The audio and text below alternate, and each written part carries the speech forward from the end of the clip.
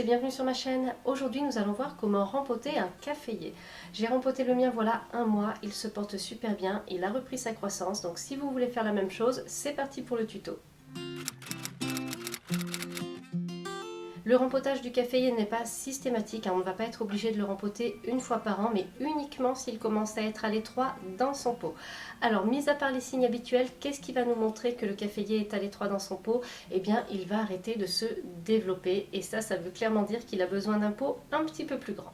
Mon caféier à moi est petit, donc ce n'est pas un problème de le rempoter. Si vous en avez un qui est très grand, qui devient très encombrant, dans ce cas-là, vous pouvez le laisser dans le même pot et tout simplement faire un surfaçage. Quel pot va-t-on choisir pour notre caféier? Pour ce qui est de la matière, déjà je vous recommande la terre cuite. Cette matière poreuse va absorber une partie de l'eau d'arrosage et ça va nous aider à bien gérer l'humidité du terreau puisque notre caféier n'apprécie pas que son terreau reste trop humide, surtout en hiver. Mon petit caféier était déjà dans un pot en terre cuite, il a passé l'hiver à merveille.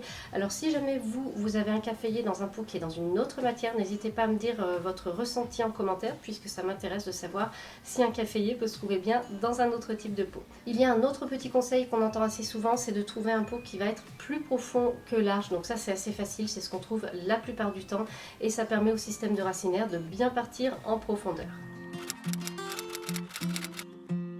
Le caféier préfère un mélange drainant qui ne va pas rester humide trop longtemps.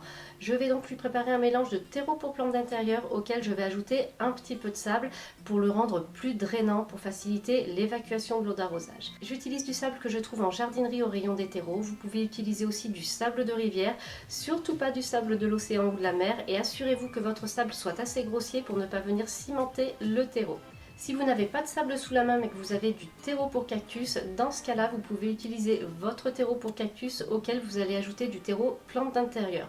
Comme ça, vous allez avoir le mélange nourrissant du terreau plante d'intérieur avec le mélange un peu plus drainant du cactus et ça fait un bon entre-deux. J'ai une petite astuce supplémentaire, lorsque j'ai acheté mon caféier chez Vichy Benice, on m'a conseillé d'ajouter des écorces à son terreau. Alors comme j'ai toujours des écorces de pin avec mes mélanges pour orchidées, j'en ajoute. En revanche, si vous n'en avez pas, ne vous prenez pas la tête, le mélange de base fera très bien le job. Maintenant qu'on a tout le matériel, on attaque le tuto. Pour le rempotage, je commence par préparer mon mélange, comme ça après je suis tranquille. Ensuite, je viens dépoter ma plante et je vais dégager doucement les racines. Je le fais avec les mains et j'enlève un maximum d'anciens substrats de manière à pouvoir remettre le plus possible de substrat neuf. Mais vous avez remarqué, je garde un petit peu de l'ancienne motte de manière à ne pas tout séparer, à ce que les tiges restent bien rassemblées. Si jamais vous le voulez, à ce moment-là, vous pouvez diviser votre caféier pour avoir plusieurs pieds. C'est un bon moyen de le multiplier, mais ce n'est pas une obligation. Moi, j'aime bien le mien comme ça, donc je le laisse avec toutes ses pousses. Je prends mon pot, je place un caillou au fond. Alors il ne s'agit pas de colmater complètement le trou, mais juste d'empêcher le terreau de partir par le trou. Il faut que l'eau d'arrosage puisse bien s'écouler. Je mets ensuite une première couche de mon mélange. Alors je ne fais pas de couche de drainage avec des billes d'argile ou autres tessons de terre cuite parce que j'arrose toujours cette plante sur mon évier, sur une grille. Je la laisse soigneusement s'égoutter avant de la replacer sur sa coupelle. Si jamais votre plante est plus volumineuse ou bien que vous l'arrosez de manière à ce qu'il reste de l'eau au fond de la coupelle, dans ce cas-là, vous pouvez faire une couche de drainage de manière à ce que le terreau ne trempe pas dans l'eau résiduelle.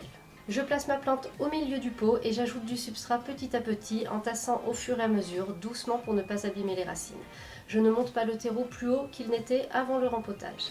Je termine en arrosant, ce qui va permettre aux racines de bien adhérer au nouveau terreau. Et puis c'est bon, on a fini! S'il vous reste des questions ou bien si vous avez des suggestions ou d'autres astuces, n'hésitez pas à les partager en commentaire et on se retrouve très bientôt pour une nouvelle vidéo.